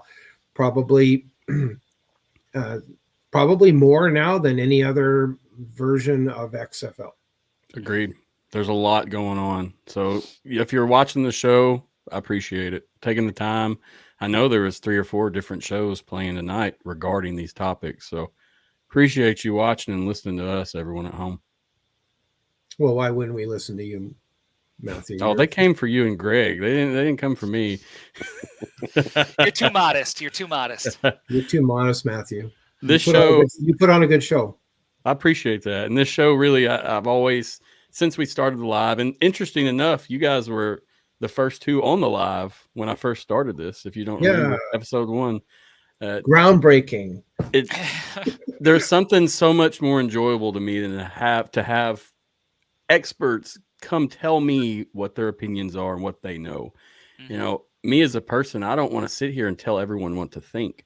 I feel like getting those resources from the people that are necessary is key to having an understanding of what's going on. And if you're one-sided on that or only following one group, you're probably going to get swayed on the wrong side a little bit. So that I greatly enjoy everyone that comes on here, and you guys as well. It's been great and nothing but a good experience. This is episode 40. And like I said, things will be changing soon enough with the show as well. All right, so let's get back to the super draft. So we're looking at 20 players being picked up, correct, on that 15th date? Maximum. Max. So depending, we're going to look at some free agent pickups probably the day following. Is that correct? Well, that's when it supposedly starts. Now, when that information is made public by the league, who knows? Is it going to be contemporaneous with the signing, or are we going to have to deal with leaks about who's signing where? I don't know. We've never really seen, at least for the XFL, we've never really seen a free agency period. So we don't know how it'll operate in terms of releasing that news. But, I mean, you can just kind of look at it from a numbers point of view. I think, what was the number, 75 they're going to be taking to camp? Yes. Is that the number? So exactly you start with 42 protections. I think the average was around 11 to 12 draft picks in the first dispersal draft. That brings they could have had 20. Right. The max was 20, but I think only like one team drafted actually 20. Right. So most teams are in that 50 to 55 range of players right now. Let's say they add another 10 to 15 in the next phase. That gets you up to 65 to 70.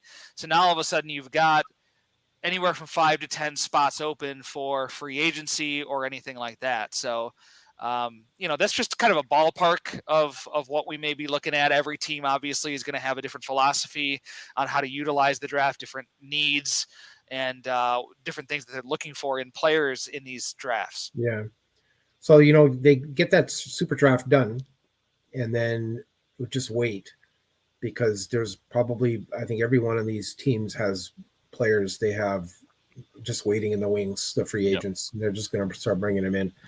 And the other thing too, it's not just free agents, but let's take a guy like Jordan Teamu, whose rights belong to the Defenders, but he hasn't signed an LOI yet. Right. Let's say he signs a letter of intent somewhere between now and training camp. He would be added to the Defenders roster. So there are players who were not protected, who these teams may still have their rights, and between now and camp, they may sign a letter of intent to sign back with that team. So that's still a possibility too, of adding players from last year back onto the roster.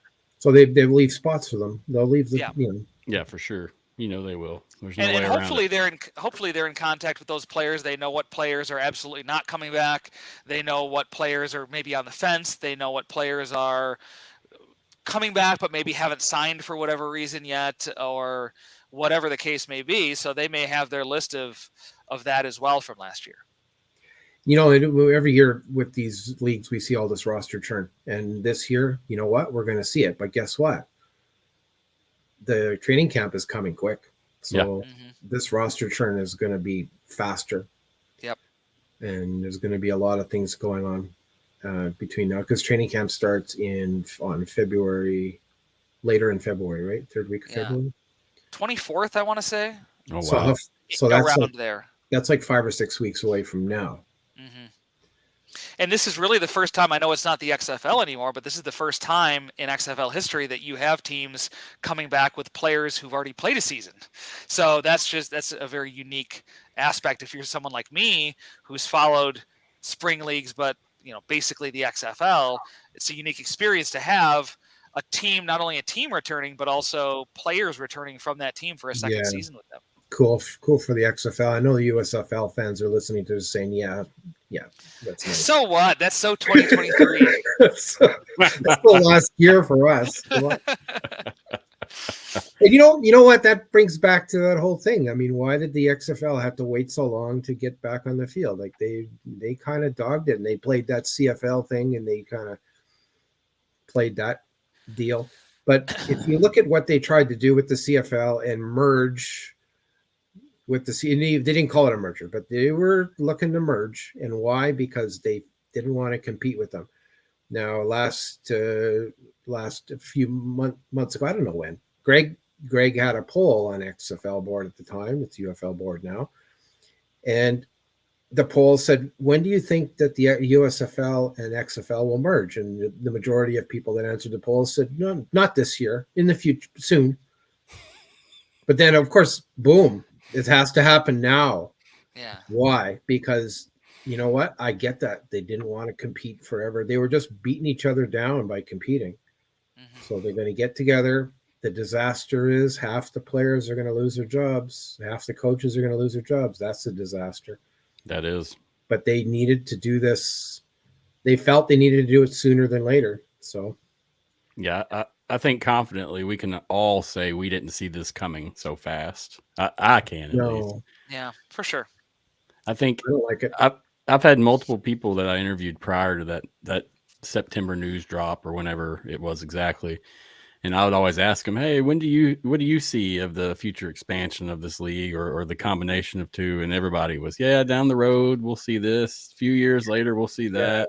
Yeah. There was nobody that guessed this. Well, part of it too was, and this is her job, but Dani Garcia, if you remember, when she was doing the media rounds championship week, I mean, she was everywhere, print and video and all this kind of stuff, doing interviews leading up to the championship game. And, she was honest in some ways about ways that the XFL needed to improve, but, she was talking about expansion.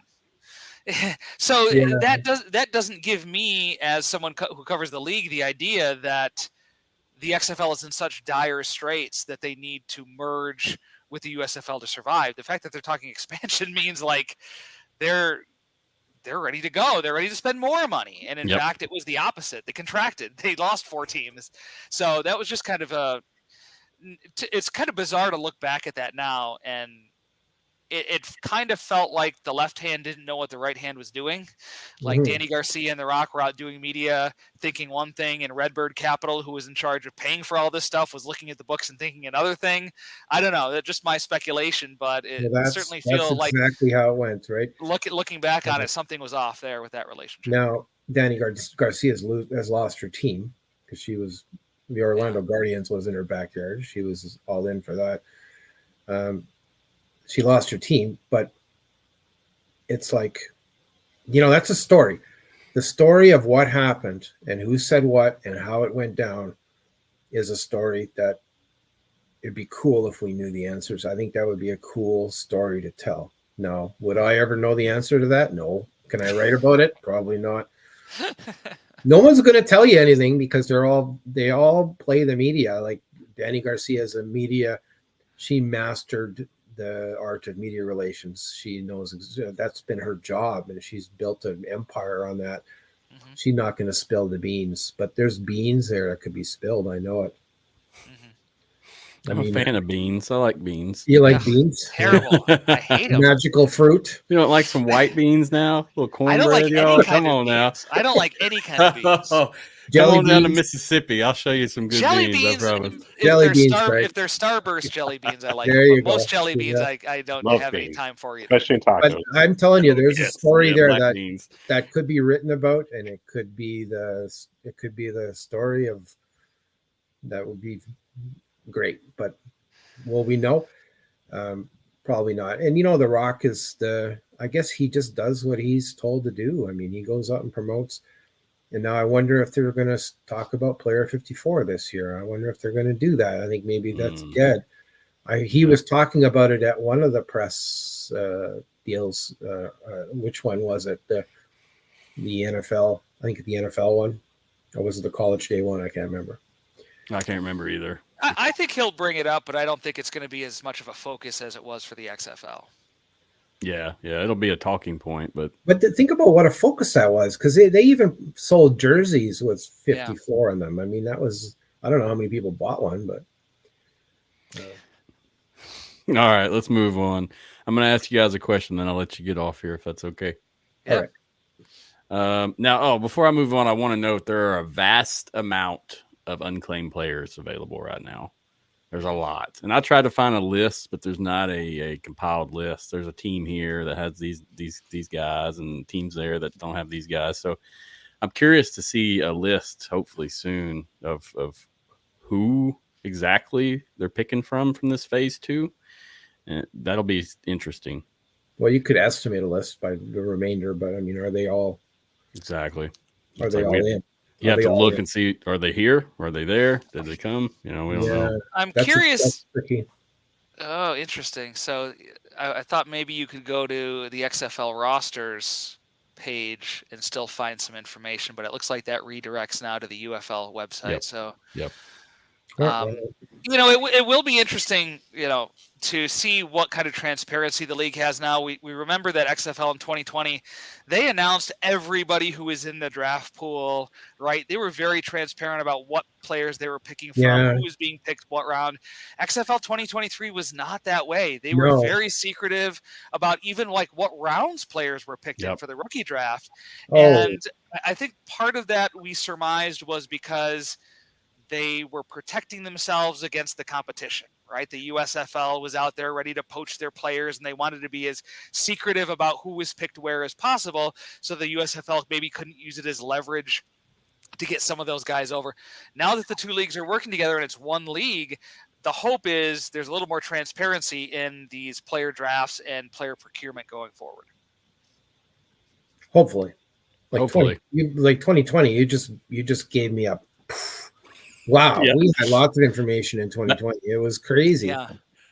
That's why I went ahead and clicked the next question, because the 2020 is we all relive that as our prime days. I feel like that's when we all look back and good memories besides the shutdown. I didn't have any gray hair in my beard back then. I didn't even have a beard back then. No, you're just an old grizzled guy. Foosball fan said, how does the NFL futures deal work? Will that inhibit Teamu's comeback? Mm-hmm. I'm keeping track on UFLboard.com. This is my 5th year doing it, actually. I'm keeping track of what players from practice squad sign futures contracts and what don't. That will allow us to see what players are available for UFL teams to sign. The way it works is basically if you sign a futures deal, you're locked in with that team until they release you, as far as being on an NFL roster. Now, Jordan Ta'amu is not signed a futures deal, so he is a free agent right now. So he is eligible to come back to the UFL. If the NFL team offers him a futures deal, which I find highly unlikely, I'm sure he would sign it. But we saw Battlehawks head coach Anthony Becht go on social media today and really try to reach out to those practice squad players and say, hey, don't sign a futures contract. Come to the UFL, get some playing time, put some time on tape for teams to see, and then you may be able to choose your destination. You may be able to sign with a team as more than an afterthought. So Coach Becht is working hard to bring those practice squad players over to the NFL, but already a lot of them have signed futures deals, the ones that are with teams that are out of the playoffs. So we'll see if that continues. We'll see how many of those players opt to not sign futures deals and enter the UFL. Appreciate that insight, because I do not know. So that's why I look for you, Greg. I look for your articles because they really clear things up at points. I'm serious. I'm not exaggerating. Like, they really clear things up at certain degrees. Same thing with Mike Mitchell and Anthony, all those guys. So appreciate all your work in this realm, Greg, Mark. Appreciate you guys greatly. And that's about going to wrap us up for y'all's portion. I'm going to talk with RJ here, Bullish Brahma, get to know him a little bit more and talk about his show. But I really appreciate you guys coming on tonight. It's always fun. You're always welcome. I'm sure I'll see you in the next month. or next 2 weeks, even maybe, depending on what drops. I mean, things have just shifted so much. It's crazy. It's crazy to me. And I've been trying to stay busy working on this brand, and it's hard to keep up with the news sometimes due to doing tasks. I mean, it really is. So I appreciate you guys and your coverage. Of course. Thanks. Happy to do it. Thanks, Matthew. Until next time, my friends. All right. Take care. I'll be putting all your stuff in the notes for people to find you, but I'm sure they all know where to find both of you guys and UFL board at this point. Awesome. Great. Thank you, Matthew. And bye, RJ. Go Brahmas. Bye, Mark. Horns forward. There you go. Take it easy, fellas. Thanks again. Of course. Oh, look, I got rid of RJ. There you are. My bad, dude. Oh, you're good. So we're going to get some one-on-one time now. Appreciate Greg and Mark again for coming on. Good conversation about the Dispersal draft. You guys can check it out. It lasted about an hour and 40 minutes. So, you know, when we talked today, RJ, I told you it was going to be a 45-minute show. It's never that. Even when I try to compact it down as much as I can, it's never that. But it's okay. It's still enjoyable. Absolutely. You know, coming on, you're helping the team. You're part of the team. You're a contributor for the Alternative Football Network. We've got a lot of partners, a lot of contributors, but really I want to showcase, you know, the people that are underneath and really doing some work. You yourself, you do a lot of promotion for the Brahmas. You do a lot of updating on information. Your show is very unique. So just wanted you to share more regarding the Brahma Bulletin. And first off, let's just find out about your background, man. Where are you from? What do you do? And what got you started in covering the Brahmas and the Gunslingers? All right. Well, thank you for having me on the show, and thank you for having me on the team as well too. I greatly appreciate it. Appreciate you, sir. So originally, I'm from Minnesota. I grew up there. I'm a Vikings fan. I'm a Timberwolves fan, Wild fan, Twins fan. Through the thick and thin, still root for all my Minnesota teams, as bad as they are every single year, but still root for them. After that, I joined the Navy, and I did 20 years in the Navy, and I retired back in 2016. And then after a year or so, I got a job down here in San Antonio. I've been here for going on 7 years now. Recently got married. Married Congrats. 2 years ago. So actually, our anniversary was just a couple months ago. So I consider San Antonio to be my home. So I'm trying to become more puro. So any San Antonio knows what that means. I don't know what you mean when you say that. So I have to have a lesson in that one for Well, sure. I'm still learning what that means myself too. Yeah, so that's a little bit about my background. As far as getting into the Brahmas and the Gunslingers, so the Brahmas, I really got into it because I was looking for a team that I can call, like a local team that I can call my own. Because I know I'm going to get a lot of hate from this, but I'll say it anyways. I don't like the Cowboys. I hate the Cowboys. I grew up hating the Cowboys. Unpopular I'm a Cowboy Texas country, opinion. so yes, I know people are probably going to unsubscribe from my channel after that. Yeah, I was looking for like a local team that I could call my own. That team that's not going to conflict with the team that I grew up, cheering for. And then lo and behold, XFL comes along, and there's a San Antonio team. So all right, this is the team I'm going to embrace. It's my team. I can get behind it. I'm all for it. I'm diving in it 100%. And then, so my wife, she actually was a producer at ESPN for years. And so when the XFL announced that San Antonio was getting a team, I told her, it's like, hey, wouldn't it be cool if I followed this? Because I had a dream about it. And she's like, yeah, why don't you try to do it? So funny story is that the channel started off with me at work. It was during my lunch break. I was in the parking garage taking laps around, and then I just whipped up my cell phone. I did a selfie, and I was just like recording myself. And I was just talking about the team because they just announced the name of the team is the Brahmas. So I was just rambling on about the name, and I posted up on YouTube because I've never done a YouTube video and I wanted to see how hard it was. And then I was like, all right, I'll delete it later. And then I forgot all about it. Then 2 weeks later, I was like, oh snap, I forgot my video. So I go up there to delete it, and I had like a bunch of views and I already had like 5 subscribers. I'm like, oh, that wasn't supposed to happen. And so I told my wife about it, and she's like, "Yeah, go ahead and continue." So I continued, and you look at some of my earlier videos, it's me at my work during my lunch break, just standing in front of my cell phone, just rambling on about whatever, and then and that kind of led to me continuing on, and then I start seeing that my numbers were growing and the views were growing. I'm like, cool. So I just could kind of continued on and fast forward here, now I'm part of the illustrious and elite AFN team. It's a pleasure to have you, my friend. I'm showing your YouTube right now to everybody at home. Guys, check him out if you haven't. You've got a pretty good following on YouTube, man. 879 subscribers. So No, that means that your wow. content is solid. Okay. Looking at that, it's not a bad number at all. You got me beat on YouTube for sure.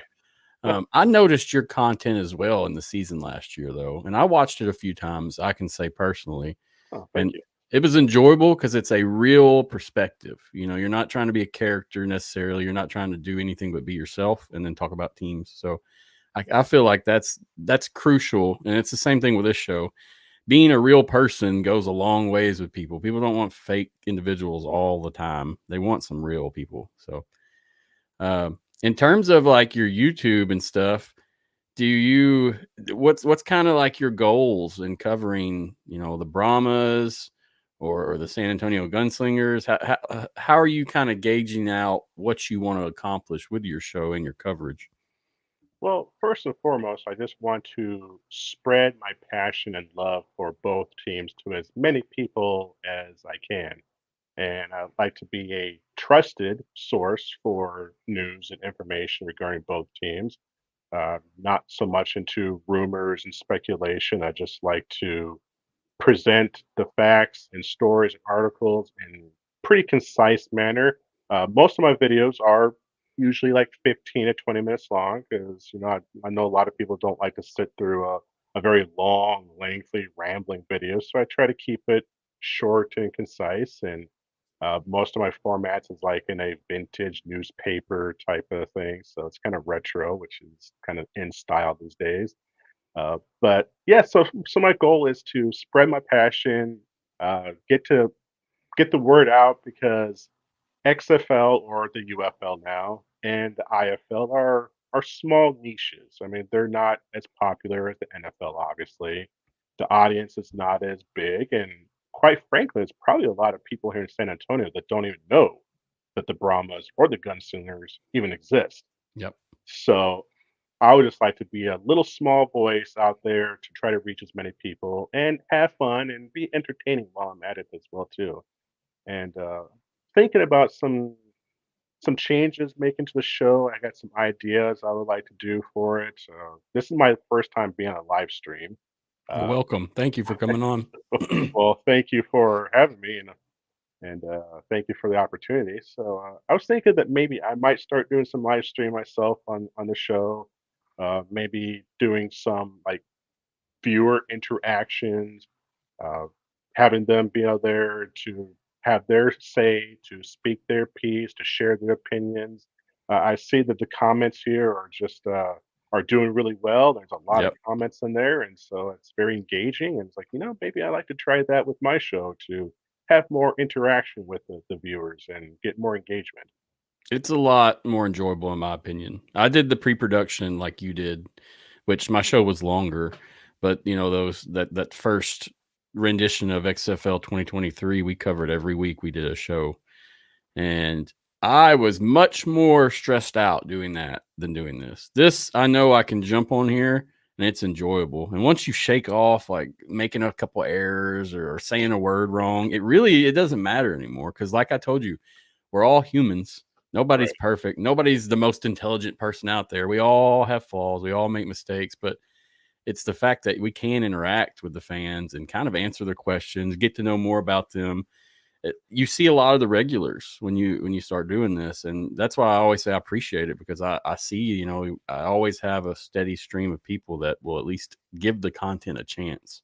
Yeah. But yeah, man, I think that'd be very productive for you. And you're always welcome to come back on, especially being a contributor. Hopefully in the season we can get, you on to talk about the Brahmas as much as possible. And any games or any summaries or anything you want to discuss. It's the platform for you as well. Yeah, I was thinking maybe doing like a vent line type thing, where after the game we can have fans come on and voice their frustration for the one loss that we're going to have this year, and all of our exuberant adulation and ecstasy for the 9 wins that we're going to have, and when we hoist the UFL championship trophy, we can have all the fans come up there and celebrate together. Did you attend that championship game last year? I did, actually. I did. Even though, yeah, my horse wasn't in the race, I still went because, first and foremost, I'm a fan of the league. I was a big fan of the XFL. I supported all the teams. I watched every single game. Um, I went to every Brahmas game. I watched all their games. I went to watch parties. But I was just a fan of the league as a whole. And so I wanted to support it. And yeah, I was there at the Alamo Dome. I live just a few blocks from the Alamo Dome, so yeah, I just went there and I had a great time. It was a very enjoyable game. I thought it was a great atmosphere, and Agreed. yeah, I really, really enjoyed it. And I really loved the league. Yeah, yeah. And you, speaking of how you got started in this, I think that's kind of how I got started as well. Just being a fan and really wanting to know more. Once I started finding out more, I really wanted to engage with everyone more, and that's kind of what led to doing this. I tell you, hopefully we can get you some media credentials next year. I think it should be good, and get you in there as media and let you check that out. Really get a feel for that media side, because man, I fell in love after that. My whole perspective of the game of football has changed since then. That whole XFL season. Yeah, that would be awesome. That would really be awesome. Thank you. Yes, sir. Yes, sir.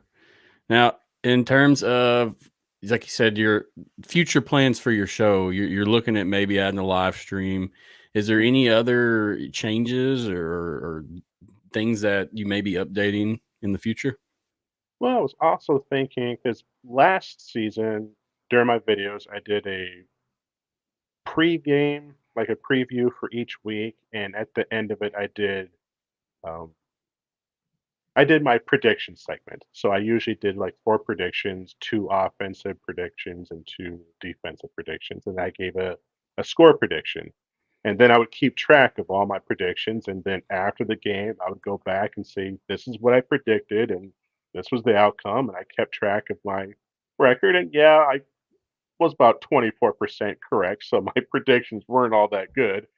But I was thinking that perhaps doing that again this season, but also adding live stream where I can have fans come in and have their predictions as well too, and then I can keep track of like all the viewers' predictions, and then possibly at the end of the season, just randomly pick someone who scored better than I did, and maybe give them like a gift, a $25 gift card or a $50 gift card or something like that, as a thank you, as a token of my appreciation for all the fans out there and all the viewers who support my channel, and obviously your channel as well too. Just something to give back to those who take the time out to watch these videos.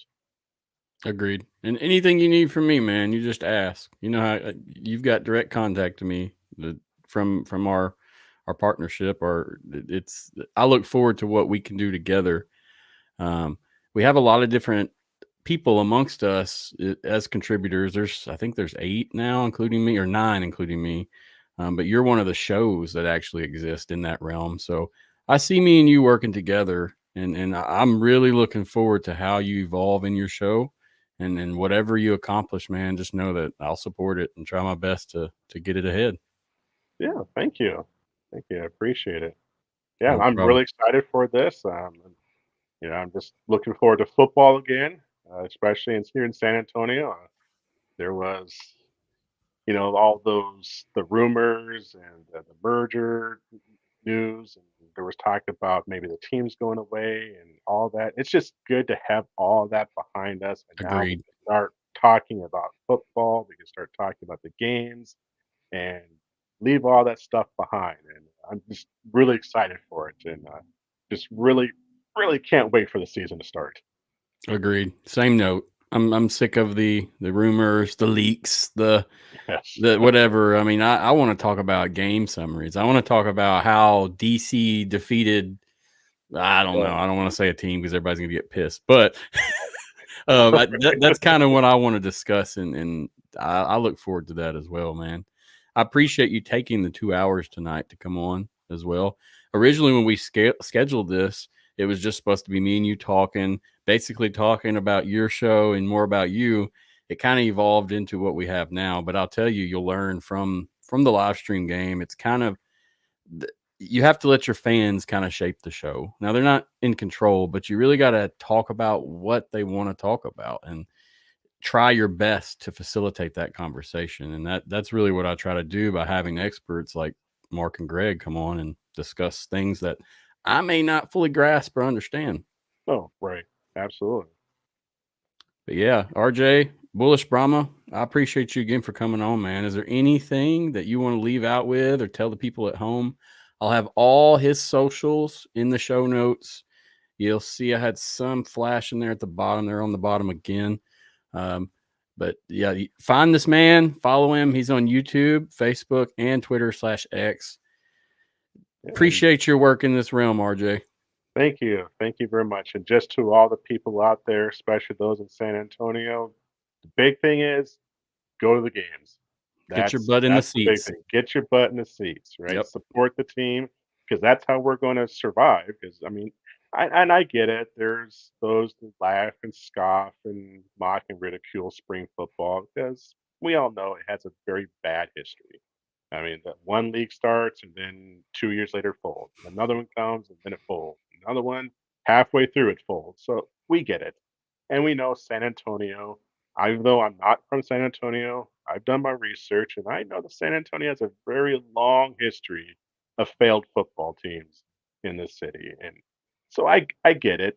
But to prevent all that, go to the games, get your butt in the seats, buy the merchandise, support it. Not just us, just the league as a whole. Watch all the games out there.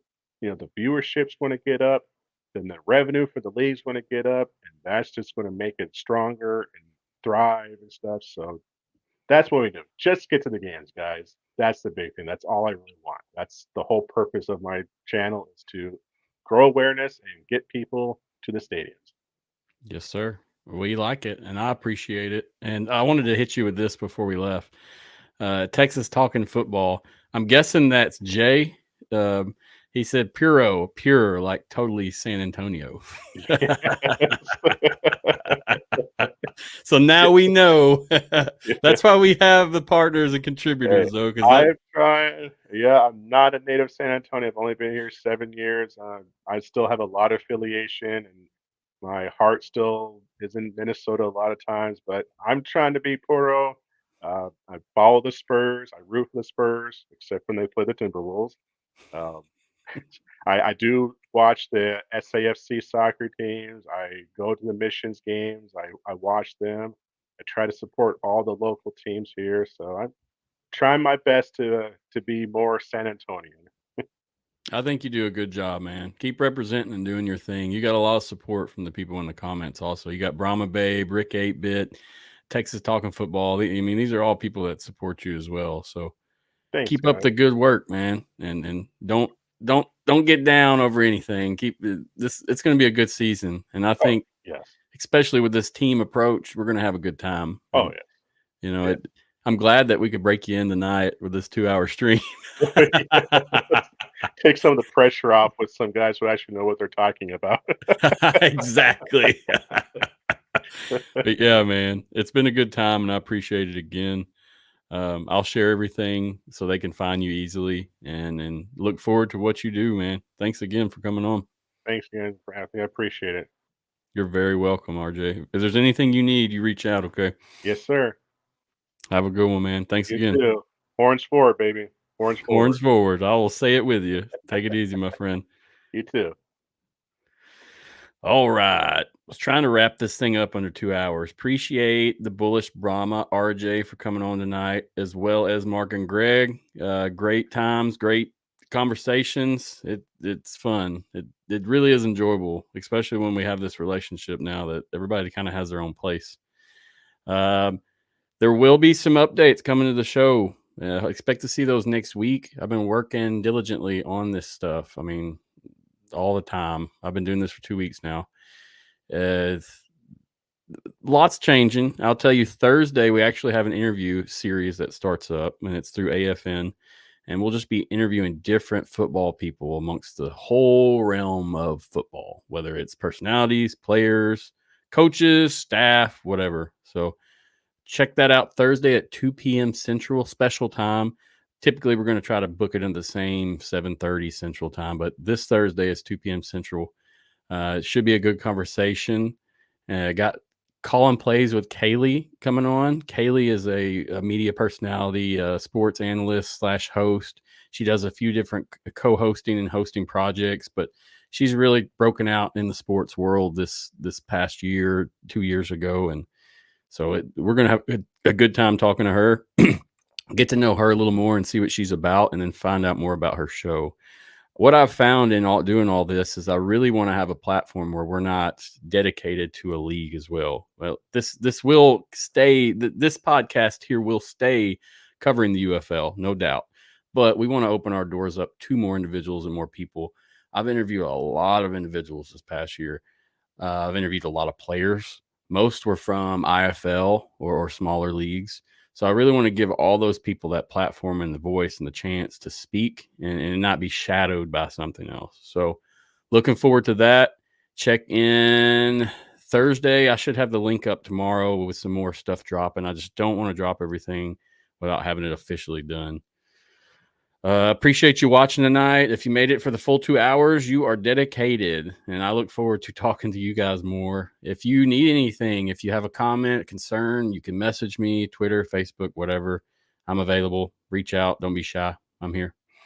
I look forward to talking with fans. That's kind of what's been the front and center thing for me doing this. Started on Facebook, and it kind of blew up on Facebook and then went from there. The largest audience we have now is from Facebook. So I appreciate you guys on Facebook for listening and watching. But it's always a good time, and I enjoy it. We actually just hit 7,000 followers on Facebook today. So that's a big goal, big streak, shooting for 10,000 before the season starts. And I think we can do it. Once again, appreciate you all for watching, listening. Check in Thursday for another show. On the 16th, I'll have a guest. Hold on 1 second. I'm going to verify that date before I lie to you.